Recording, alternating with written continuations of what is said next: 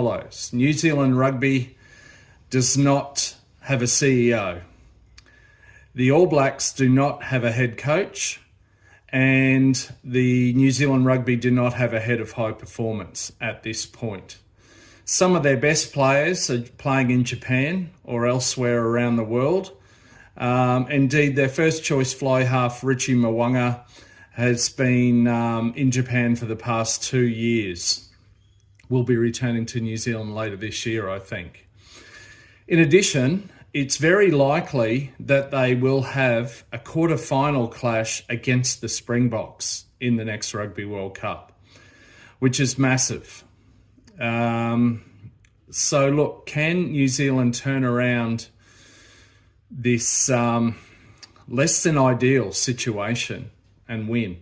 The other thing to bear in mind here, I think, that's very significant is that from here in Australia, what I can see, and let's face it, New Zealand rugby is in a far healthier state than rugby is in Australia. It's all relative.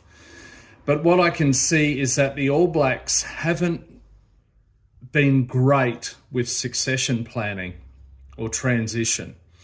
So what I foresee, without a massive changeover of personnel that would need to begin in their next tests, really, they will go to the next Rugby World Cup relying on players who are towards the twilight of their international careers and who have been at least many of them the last 2 Rugby World Cups and come up short.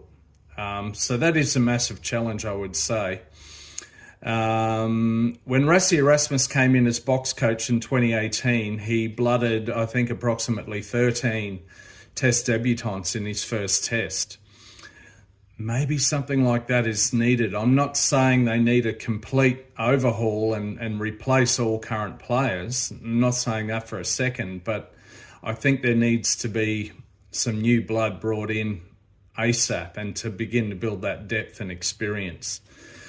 As I said earlier in the video, they will face a pool match against the Wallabies in this World Cup, but I don't think that's a major obstacle at all. Look, so can the All Blacks win the next Rugby World Cup? Well, of course, there is a chance they can do that. But at the present moment, I would not bet my house on it at all. I wouldn't even bet my bicycle on it. It's going to be a massive challenge. It's going to be a massive challenge for the new coach and for New Zealand